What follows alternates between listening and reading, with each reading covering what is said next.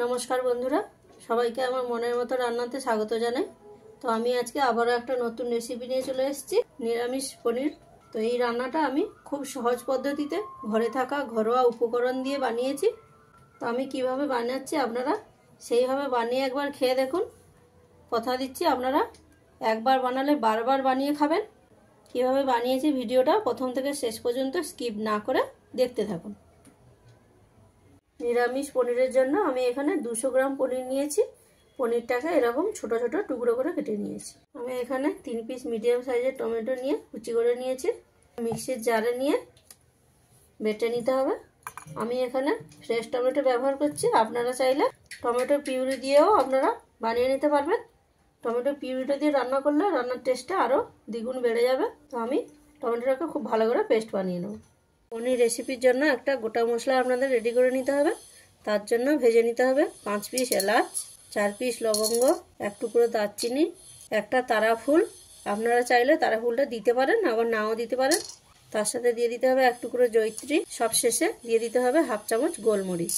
এবারে গ্যাসের ফ্লেমটা মিডিয়ামে রেখে আপনাদের মশলাটা খুব ভালো করে ভেজে নিতে হবে।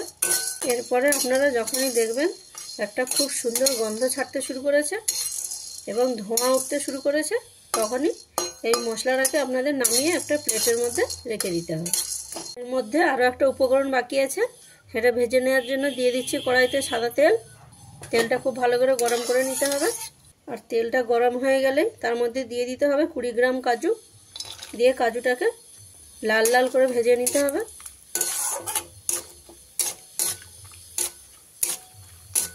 এরকম লাল করে ভেজে নিয়েছি। এবারে তুলে নিয়ে আগের গোটা মশলার মধ্যে রেখে দিতে হবে। দিয়ে এই মশলাটাকে খুব ভালো করে ঠান্ডা করে পেস্ট বানিয়ে নিতে হবে। গরম থাকতে যদি পেস্ট বানান তাহলে মশলাটা পুড়ে যাওয়ার সম্ভাবনা থাকবে, একটা পোড়া পোড়া গন্ধ ছাড়বে। তার জন্য ঠান্ডা করে পেস্ট বানিয়ে নিতে হবে। আর এই সব কিছুকে একটা মিক্সির মধ্যে দিয়ে ভালো করে পেস্ট বানিয়ে নেব, কোনো রকম জল না দিয়ে।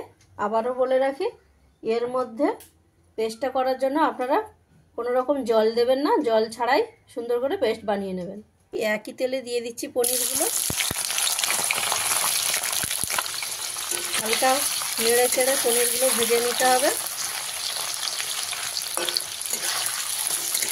পনিরগুলো এখানে খুব লাল করে ভাজার দরকার নেই। এগুলোর মধ্যে এরকম হালকা লালচে কালার চলে এসছে, ভাজা হয়ে গেছে। আমি এবারে তুলে নিলাম।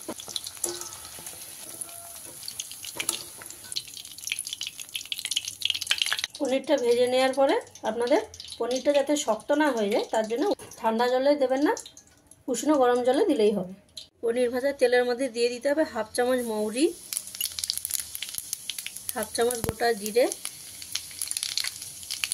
1 চামচ আদা কুচি, আর ঝালের জন্য দিয়ে দিচ্ছি পরিমাণ মতন লঙ্কা কুচি। দিয়ে 1 থেকে 1.5 মিনিট ভালো করে ভেজে নিতে হবে। 1.5 মিনিট ভালো করে ভেজে নিয়েছি। এবারে বাকি মশলাগুলো এর মধ্যে দিয়ে নেব।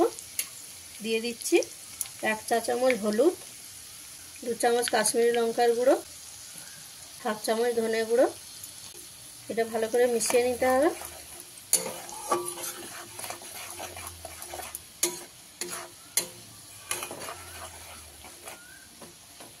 ভালো করে মেশানো হয়ে গেছে। দিয়ে দিতে হবে টমেটোর পেস্ট।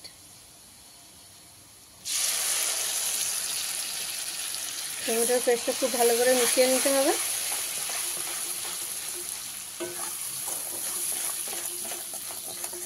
এই পদ্ধতিতে রান্না করলে এই গ্রেভিটার কালারটা এতটা সুন্দর আসবে। আর আপনারা যদি টমেটো দেওয়ার পরে মশলাগুলো দিতেন তাহলে সেক্ষেত্রে এরকম ভালো কালার আসতো না। এবার এখানে এর মধ্যে দিয়ে দিতে হবে স্বাদ মতন লবণ, চিনি দিয়ে খুব ভালো করে ভেজে নিতে হবে। মিনিমাম 10 থেকে 15 মিনিট সময় নিয়ে এটাকে ভেজে নিতে হবে।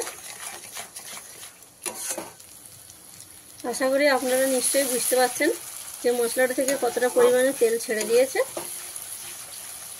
আর এতক্ষণে টমেটোও খুব সুন্দর রান্না হয়ে গেছে। তো এখানে বলে রাখি, আমি এখানে চিনিটা দিয়েছি টমেটোর টক ভাবটাকে ব্যালেন্স রাখার জন্য।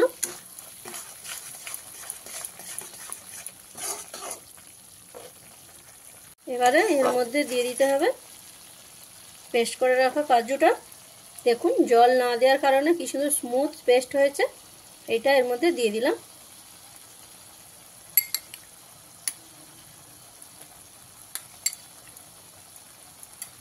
সমস্ত মশলা যেহেতু ভাজা ছিল, কাজুটাও ভাজা ছিল, তাই এটাকে আপনাদের খুব বেশি সময় কষাতে হবে না।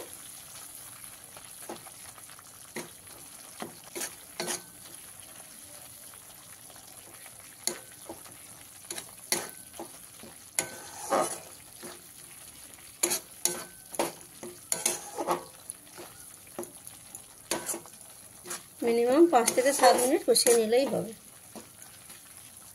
খুব ভালো করে কষিয়ে নিয়েছি। এবারে গ্যাসের ফ্লেমটাকে লোতে দিয়ে 1.5 চামচ টক দই দিয়ে দিলাম। দিয়ে খুব ভালো করে মিশিয়ে নিতে হবে।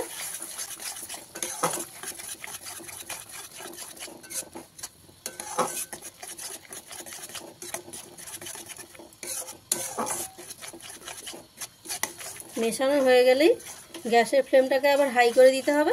মশলা থেকে যতক্ষণ পর্যন্ত না তেলটা ছেড়ে যাচ্ছে মশলাটা ভালোভাবে কষিয়ে নিতে হবে। ভালো করে তেল ছেড়ে দিয়েছে। এবারে এর মধ্যে দিয়ে দিতে হবে 1 চামচ মেথি পাতা। দিয়ে খুব ভালো করে মিশিয়ে নিতে হবে।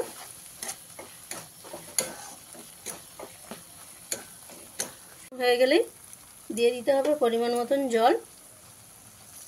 এখানে খুব বেশি জল দেওয়া যাবে না, গ্রেভিটা যেহেতু সেমি গ্রেভি হবে তার জন্য অল্প পরিমাণ জল দিতে হবে। জলটা দিয়ে খুব ভালো করে মিশিয়ে নিয়েছি। নিয়ে অল্প সময় ফুটিয়ে নেব। এটা ফুটে গেছে। এবারে জল থেকে পনিরটা ছেঁকে নিয়ে গ্রেভির মধ্যে দিয়ে দিলাম। দিয়ে খুব ভালো করে মিশিয়ে দেবো। পনিরটা দিয়ে খুব বেশি ফোটানো যাবে না, অল্প 1 মিনিট মতন ফুটিয়ে নিতে হবে।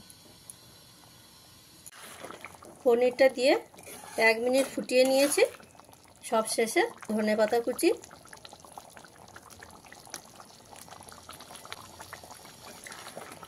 ধনেপাতা কুচিটা দিয়ে মিশিয়ে নিলে আমাদের রান্নাটা কমপ্লিট। তো বন্ধুরা, আমি যেভাবে রান্না করলাম আপনাদের অবশ্যই ভালো লাগবে। আর ভালো লাগলে চ্যানেলটাকে লাইক, কমেন্ট, শেয়ার এবং সাবস্ক্রাইব করবেন। মেশানো হয়ে গেছে, আমি এবারে নামিয়ে নিলাম।